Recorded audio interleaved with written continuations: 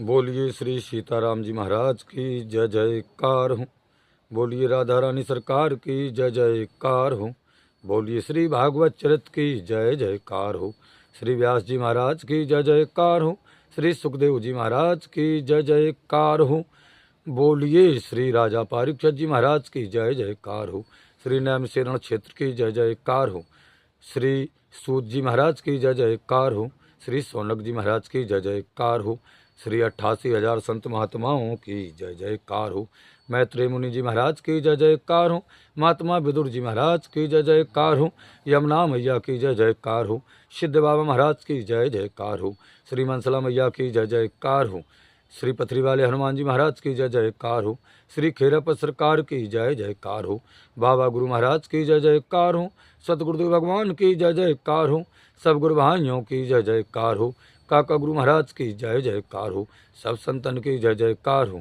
सब भक्तन की जय जयकार हो। अपने अपने माता पिता भाई बंधु गुरु भगवान की जय जयकार हो। बोलिए पथरी वन की जय जयकार हो। पथरी वन की समस्त रिद्धियों सिद्धियों की जय जयकार हो। बोलिए पथरी धाम की जय जयकार हो। बोलिए संध्या वंदन आरती महारानी की जय जयकार हो। चलते हैं सभी भक्तजन श्री भागवत चरित में द्वितीयाय के 6वें अध्याय की कथा समाप्त हो चुकी थी। चलते हैं 7वें अध्याय में। परम पूज देवराहा बाबा कहते हैं, उनके चरणों में नमन है कि भूत प्रेत उतो भागे भागे इत नारद हर से देखे बिनु विश्वेशु विराजे हेम गिरुवा रूपे करी वंदना बिलखो विनय ते बोले बानी पिता करो अपमान जरिया योगाग्नि भवानी। तब पार्षद गण अस्त्र लय युद्ध करन उद्यत भय किंतु करे भृगु प्रकटो रेभु तनय देखो गण डरो गए। परम पूज देवराहा बाबा कहते हैं कि देवताओं की मार से व्याकुल होकर इधर उधर यक्ष से भूत प्रेत भगे महाराज, और इधर नारद जी शंकर जी के पास दौड़े आए। माता सती ने अपने शरीर को योग अग्नि में भस्म कर लिया, तो वहां भोले बाबा के जो गण थे उन्होंने उत्पात मचाया। नारद जी दौड़ करके आए भोले बाबा ने, उन्होंने देखा कि भगवान विश्वनाथ कैलाश पर विराजमान है। नारद जी ने उनको प्रणाम किया भोले बाबा को, और करुणापूर्ण वाणी में कहा कि पिता के अपमान से दुखी होकर के हे भोले बाबा, हमारी माता सती ने योग अग्नि में अपना शरीर भस्म कर डाला है। यह देख करके आपके सेवक गण युद्ध करने के लिए दौड़े महाराज। नारद जी कहते कि हे भोले बाबा, परंतु उन भृगु मुनि के द्वारा उत्पन्न ऋभु देवताओं के डर से भी सब तुम्हारे गण कुछ भाग आए, कुछ को उन्होंने मार दिया है। रामायण में भी यही कथा चल रही है। तो परम पूज देवराहा बाबा कहते कि हे संत महात्माओं कि कारो कपर दी कोप अधरो दातन ते काटे चढ़े बिरगुटे मुख लाल ओठ जे भ्याते चाटे कि भर कै रिसु में एक जटाते बार उखारो। ऐसे जटा से एक बार उखाड़ा गुस्सा में, और काटो कटाए के दांत पाटो पृथ्वी पे मारो। मार तो ई अतो बिकटो नर कारो अंजनु गिर सरस प्रगटो भीषण सहस भुज घेरी तनुते दसऊ दिशो। देवराहा बाबा कहते कि यह सुनते ही क्रोध में भोले बाबा ने अपने दांतों से ओंठों को काटा। गुस्सा आ गई भोले बाबा को, दांत कटकटा रहे, अपने ओंठों को दाबे हैं, उनकी भौं टेढ़ी हो गई भोले बाबा की, सारा मुख लाल हो उठा महाराज, और जीभ से बार बार ओंठों को आज भोले बाबा चाटने लगे।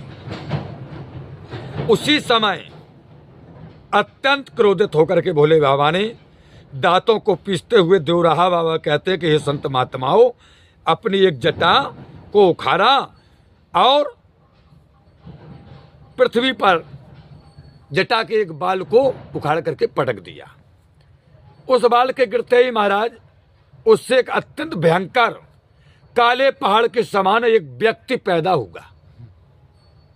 उसके 1000 भुजाएं हैं महाराज, और देह से शरीर देह इतना विशाल है कि 10 दिशाओं को घेर लिया उसने महाराज।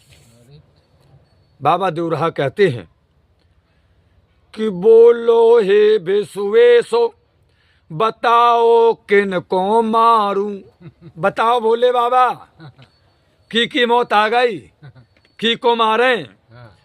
सोखूं सब ही सलिल, सकल संसार संहारूं। रुद्र कोप करो कहें, अस्त्रो अपने संहारो। दम्भ यज्ञ में जाए, दक्ष को अवही मारो। सोना तो भयंकर रुद्र गण, हा हा हु कर चले। कर कंकड़ माथे मुकुट, कट कंकड़ माला गले। परम पूज्य देवराहा बाबा कहते कि संत महात्माओं, अब तो प्रकट होते हुए उसने किसने जो काजल के समान काला है, इतना विशाल देह है कि पूरा 10 दिशाएं भर ली हैं, 1000 भुजाएं हैं, उसका नाम है वीरभद्र। वीरभद्र ने हाथ जोड़ करके कहा कि नाथ, आप आज्ञा तो दीजिए, मैं किसका वध करूं? कहिए तो समस्त जल ही पी डालूं। अथवा वीरभद्र कहते भोले बाबा, आपकी आज्ञा हो तो संपूर्ण संसार को नष्ट कर दूं। शंकर जी ने क्रोध में कहा, वीरभद्र अपने अस्त्र शस्त्र लेकर के दक्ष के दंभ यज्ञ को नष्ट करके और महाराज यज्ञ नष्ट कर देंगे, और बोले उस दुष्ट हमारे ससुर दक्ष का वध कर डालो।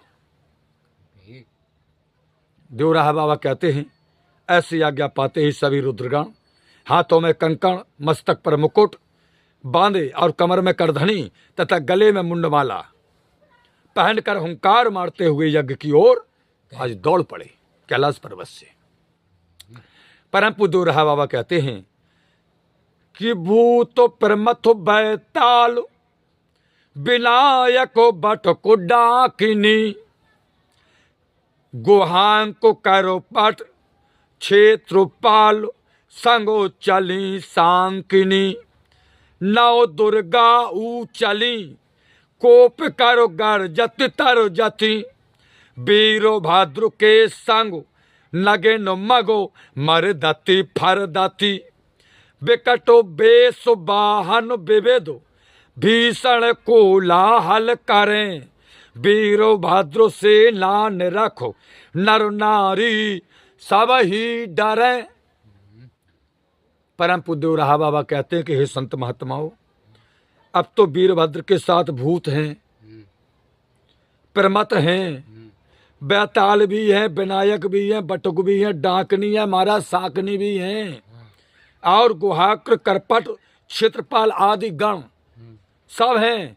और बोले 9 दुर्गाऊ चली, कोप कर गर्जत तरजत। 9 दुर्गा मैया भी साथ में हैं वीरभद्र के, 9 दुर्गा। और क्रोध से भयंकर शब्द कर रही हैं 9 देवियां।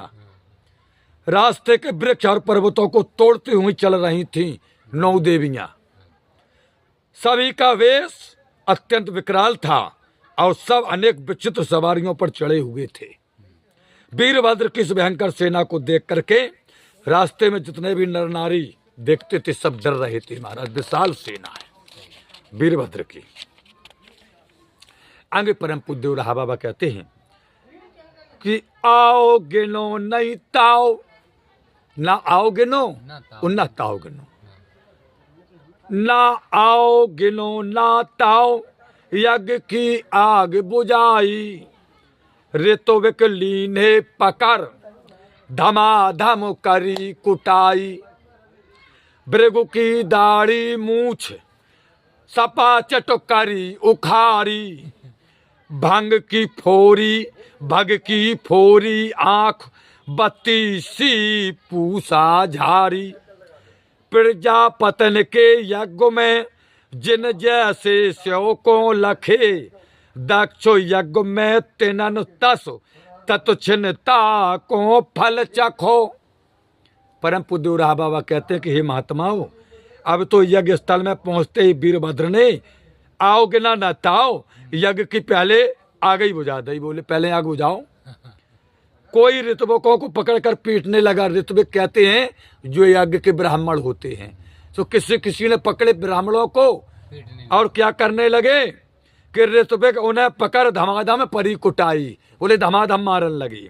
फिर बोले भृगु की दाढ़ी मूछ सपा चटकरी उखारी, भृगु महाराज की दाढ़ी मूछ उखाड़ के सपा चट कर दो। फिर बोले भग की फोरी आंख, भग महाराज की आंख फोड़ दी। और बोले बत्ती सी पूसा झारी, पूसा महाराज हते उनकी बत्ती सी दांत पूरी झरा दी। भूत प्रेत है, सब गण हैं। फिर क्या हुआ महाराज, प्रजापतियों के प्रथम यज्ञ में जिसने भोले बाबा को जिस भाव से देखा था, उसे दक्ष के इस यज्ञ में वैसा ही फल भोगना पड़ा महाराज। हाँ, अब देव राहा बाबा कहते हैं कि सबते पीछे शंभु ससुर की बारी आई, सबको ठिकाने लगा दो। अब भोले बाबा के ससुर की बारी आई। और वीर भाद्र ने पटको दक्ष पे खड़क चलाई, कि सबते पीछे शंभु ससुर की बारी आई। और वीर भाद्र ने पटको दक्ष पे खड़क चलाई, किंतु न मारो मरे सबन को चिंता व्यापी, कौन जतन ते मरे सती घाती यह पापी। सहसा सूझी युक्ति एक, बलपत सम सिर मोर के, और फेंको जरती अगन में धड़ते सिर को तोड़ के। परम पूज्य राहा बाबा कहते हैं वीरभद्र ने सबसे अंत में दक्ष को पकड़ा महाराज, और पटक कर तलवार से मार डालना चाहा, परंतु उसे मरता हुआ न देखकर सब घबरा उठे। बोले ये तो मर ही नहीं रहा है। अब सबने विचार किया कि सती की हत्या का कारण यही पापी है, इसकी मृत्यु किस प्रकार हो। तत्काल उन्हें एक उपाय सूझा। उपाय क्या सूझा, उन्होंने बलि दिए जाने वाले पशु के समान दक्ष की गर्दन पकड़ी और गर्दन को पकड़कर मरोड़कर तोड़ डाला वीरभद्र ने। फिर क्या किया, उसे गर्दन को यज्ञ कुंड में फेंक दिया। बोले जाइए कुंड में जाओ तुम। सहसा सूजी युक्त एक बलिपशु सम सिर मोड़ के, और फेंको जरती अगन में धड़ते सिर को तोड़ के। सोनक पूछे सूत, कलह को बीज बताओ। कलह का तो जो तो बड़ो विध्वंस हो गो। अरे मानो कस से बैर दक्ष ने सो समझाओ। कारण का तो जो दक्ष प्रजापति ने अपने दामाद से बैर माना। तो सूत कहे मुनि कलह कामना ते ई होवे, काम क्रोध ते उपज सुमित सद गुण सब खोवे। विदिते उपजो काम जब कामा तोर ऋषि मुनि भई, बढ़ जे जब श्रु शंभु ने तब सब लज्जित होए गए। सोनक जी ने पूछा, सूत जी महाराज इस कलह लड़ाई झगड़ा का कारण क्या था। दक्ष ने भोले बाबा से शत्रुता क्यों ठानी, वो तो उनके दामाद हैं। आप इस प्रसंग को हमें सुना दो। सूत जी ने कहा कि हे मुनि, कलह की जड़ तो कामना ही है। जिसके जीवन में कलह आता है, बोले वो कामना, कामना कहते इच्छा को। बोले कलह की जड़ तो इच्छा है, कामना है, और इच्छा पूर्ति ना होने पर ही क्रोध होता है। हमारी फलानी सी कामना है, इच्छा है, उस इच्छा अगर पूरी नहीं हुई तो ऑटोमेटिक गुस्सा आ जाएगी, और इच्छा पूर्ति हो गई तो खुशहाली आ जाएगी। क्या होगा?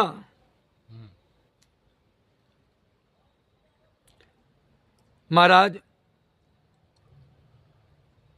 परम पूज्य कहते हैं, इस काम तथा क्रोध के वशीभूत होने पर मनुष्य के सभी सद्गुण नष्ट हो जाते। मनुष्य में कितने भी सद्गुण हो महाराज, अगर काम की इच्छा, कामना की इच्छा और क्रोध, इनके वशीभूत जो मनुष्य हो जाता है, परम पूज्य देवराहा बाबा कहते हैं मनुष्य के सभी सद्गुण नष्ट हो जाते हैं। ब्रह्मा जी से जब कामदेव उत्पन्न होगा महाराज, तो उसे देख करके ऋषि मुनि सभी कामातुर हो गए, परंतु भोले बाबा के समझाने पर सभी लज्जित हो उठे थे। ब्रह्मा जी ने कामदेव को उत्पन्न किया, सब कामातुर हो गए ऋषि मुनि जो ध्यान में लगे थे। तब भोले बाबा ने सबको चेताया कि ऐसा नहीं, तब समझे। तो विधि ने आज्ञा दई, काम से चेत बिगारो, निर्विकार श्री शंभु काम का करे विचारो। मलयानिल सुबह संतो सबने मिल शक्ति लगाई, किंतु मलिनता नहीं महेश्वर मन में आई। अपनों सो मोह मदन ले, ब्रह्मा दिग ढंग फिर गयो। निस्पृहता सुन शंभु की, सबको मन विस्मित भयो। परम पूज्य कहते हैं, यह देखकर ब्रह्मा जी ने कामदेव से कहा, तुम जाकर के भोले बाबा के मन में विकार उत्पन्न कर दो। भला समस्त विकारों से रहित भोले बाबा का काम बेचारा क्या बिगाड़ सकता है?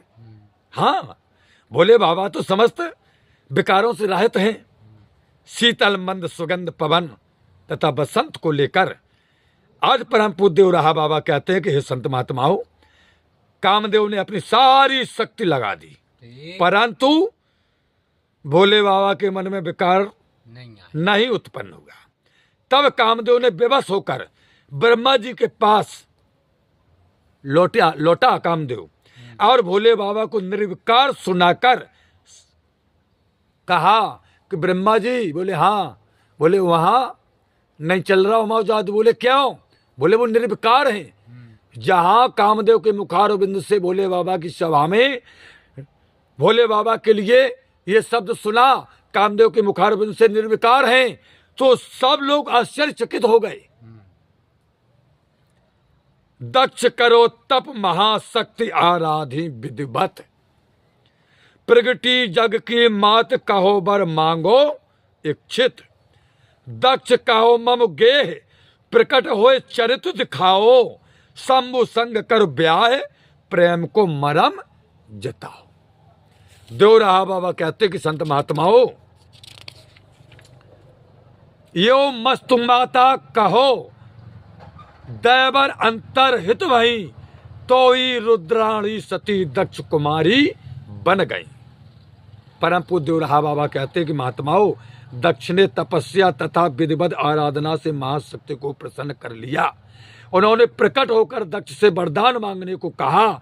दक्ष ने कहा, आप मेरे घर में जन्म लेकर के अपनी लीला में हमें सुखी करें। देवराहा बाबा कहते हैं, और भोले बाबा के साथ विवाह करके संसार में प्रेम की महिमा दिखाएं। तब आदि शक्ति माता ऐसा ही होगा कहकर के अंतर ध्यान हो गई, और वे ही दक्ष की पुत्री सती के रूप में उत्पन्न होकर शिव की पत्नी बनी थी। आदि शक्ति माता, आदि शक्ति माता। शिव हो वे ममुनाथो करे व्रत सती कुमारी, विदिशन सुन शिव प्रकटो भय जय दक्ष कुमारी। देखो तेज तपशीलो शंभु के मन यतु भाई, नेतो शक्ति निज जान शिवा सहचरी बनाई। चंद्र का प्रभा रवि सम अभिन्न दो भये, दक्षो यज्ञ के कलह में प्राण सती ने तज दये। अब कुमारी सती भोले बाबा को पति रूप में प्राप्त करने के लिए तपस्या करने लगी। ब्रह्मा जी से समाचार पाकर शंकर जी दक्ष पुत्री सती के सामने प्रकट हुए। सती का तेज तपशील देख करके भोले बाबा बड़े प्रसन्न हुए और उन्हें अपनी ही नित्य शक्ति समझ करके पत्नी बनाई। जैसे चंद्रमा और उनकी शक्ति चांदनी सदा सूर्य और उनकी प्रभा अलग नहीं है, उसी प्रकार शिव और सती भी अभिन्न है, एक दूसरे से अलग नहीं है। उन्हीं शिव की शक्ति स्वरूपा सती ने दक्ष के यज्ञ में अपना प्राण त्याग दिया। सूत जी महाराज कह रहे हैं सोनक जी महाराज से और संत 88,000 महात्माओं से बे सती ने तो त्याग दिया। अब सोनक कहे कथा अब सूत सुनाओ, पिट कुट देवन करो कहा सो बात बताओ। सूत कहे सब देव बहुत व्याकुल घबरावत, छिन्न भिन्न सब अंग गए विधि सन बिलो वावत। घाव दिखावे रोए सब अंग अंग जो जो भयो, देख दशा दयनीय विधि देवन को ठाडस दयो। इसे सुनकर के सोनक जी महाराज ने कहा, हे सूत जी महाराज, अब भोले बाबा के गढ़ों द्वारा मार खाकर देवताओं ने फिर क्या किया जी, वो तो बता दो, इस कथा को सुना दो। सूत जी ने कहा, महाराज जब देवता मारे जाने पर अंग भंग हो गए तब वे व्याकुल होकर ब्रह्मा जी के पास गए और रो रो करके अपना शरीर तथा घाव दिखाने लगे कि देखो ब्रह्मा जी जगत करी हमारी भोले बाबा के गढ़न ने। तो देवताओं की ऐसी दुर्दशा देख करके ब्रह्मा जी उन्हें सांत्वना धैर्य दिलाने लगे। तो ब्रह्मा बोले बहुत बुरो तुम सबने कीनो, बहुत बुरो कीनो। बोले काहे?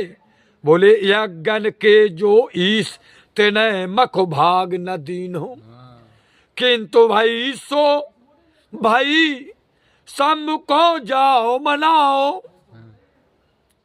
चरणों में सब परो यज्ञ पूरो करवाओ। ऋषि मुनि बोले कृपा निधि हम सब से होते हैं बहुत डरे, बहुत डर लग रहा भोले बाबा से, हम सबको संग ले चलो, दारुण दुख सबको हरो।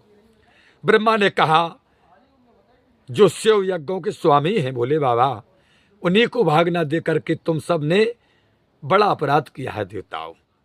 चलो अच्छा, जो कुछ हो गया सो अब हो तो गया ही है। अब तुम सब भोले बाबा की शरण में जाओ और उन्हें प्रसन्न करके उस यज्ञ को पूरा कराओ। तब सब ऋषि और मुनियों ने हाथ जोड़ करके कहा ब्रह्मा जी से, भगवान हम लोग भोले बाबा से बहुत डरते हैं, आप हमें सबको अपने साथ लेकर के वहीं चलें, कैलाश तुम संगे चलो, आगे तुम पीछे हम, और भोले बाबा को प्रसन्न कराओ और हमारा संकट दूर करवा दो। तो मानो सवन की बात हो, चले विद गिर कैलासा, जहां फूले बरो वृक्ष हो केत की पनस पलासा। देव यक्ष गंधर्व सिद्ध सब सेव को सेवे, पशुपत तिनकी सदा मनोवांछत फल देवे।